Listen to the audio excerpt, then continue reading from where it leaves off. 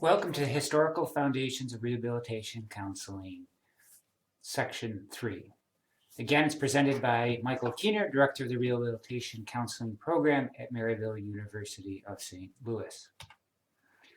Again, we have one learning outcome, which is to gain an understanding of the historical context of rehabilitation counseling by articulating how the profession was shaped and evolved by legislation. As with the other sections of this presentation, we have some key history points to think about. Again, as listening to this presentation, think about how rehabilitation legislation evolved to influence and change service provision. Specifically, the shift from counselors, experts to empowering client independence. Shift from service provision being an economic gain philosophy to service provision as disability rights philosophy, increasing inclusion and independence. Think about how eligibility criteria expanded from individuals with physical disabilities to include all individuals with disabilities. And lastly, rehabilitation services were made permanent, funding to states increased, and priorities were for individuals with the most significant disabilities. Now let's think about the current public rehabilitation counseling practice. It is individualized, it has active consumer involvement and informed choice. Services implement evidence-based practices, for example, motivational interviewing, individualized placement and support, and project search. Service provision is outcome informed and emphasizes collecting data to assess effectiveness. Counselors are working more closely with businesses and strengthening community partners to secure more referrals. Transition age youth is a major focus of vocational rehabilitation. Rehabilitation counselors understand the changing job market. For example, increases in technology jobs and decreases in physical labor jobs. The next 3 slides will talk about professional organizations of rehabilitation counseling profession. The first, American Rehabilitation Counseling Association, or ARCA. ARCA is an organization of rehabilitation counseling practitioners, educators, and students who are concerned with improving the lives of people with disabilities. Rehabilitation counselors are counselors with specialized training and expertise in providing counseling and other services to people with disabilities.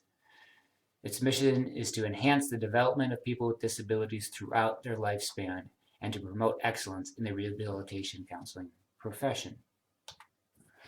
Next is the National Rehabilitation Counseling Association, or NARCA. The National Rehabilitation Counseling Association was founded in 1958 as an organization to represent the unique concerns of practicing rehabilitation counselors. Membership then consisted of primarily state, federal, vocational rehabilitation employees. Since that time, NARCA has continued to broaden its membership base and expand benefits to members. Today, NARCA is one of the largest national organizations representing rehabilitation counselors practicing in a variety of work settings: private nonprofit agencies, hospital medical settings, educational programs, private for-profit businesses, state, federal agencies, private practice unions, and others. Finally, the National Rehabilitation Association. The National Rehabilitation Association, or NRA, is a member organization that promotes ethical and state-of-the-art practice in rehabilitation with the goal of the personal and economic independence of persons with disabilities. Our members include rehabilitation counselors, physical, speech, and occupational therapists, job trainers, consultants, independent living instructors, students in rehabilitation programs, and other professionals involved in the advocacy of the programs and services for people with disabilities. A point for review. The following slides are meant to review and reinforce the final section of the presentation. A case study. Harry is a 37-year-old male released from prison 3 months ago after serving 11 years for a drug conviction. He lives with his mother and has 3 sons, ages 13, 14, and 17. While Harry was in prison, he was in a fight that resulted in the loss of his left eye and nerve damage in his left arm.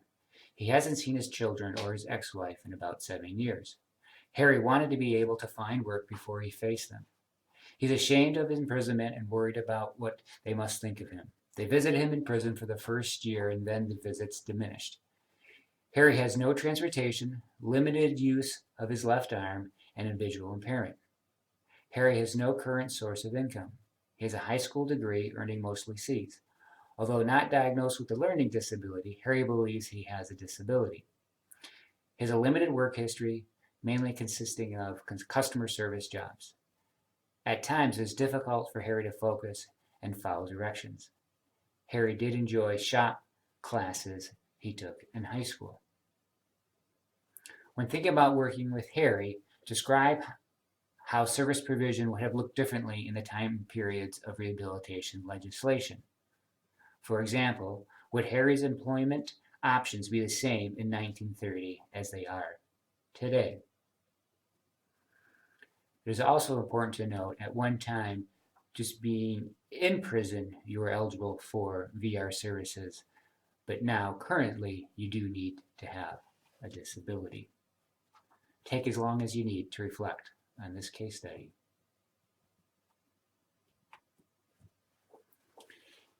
Now that you've completed the training, once again reflect on the learning outcome to assess how well you accomplished your goal.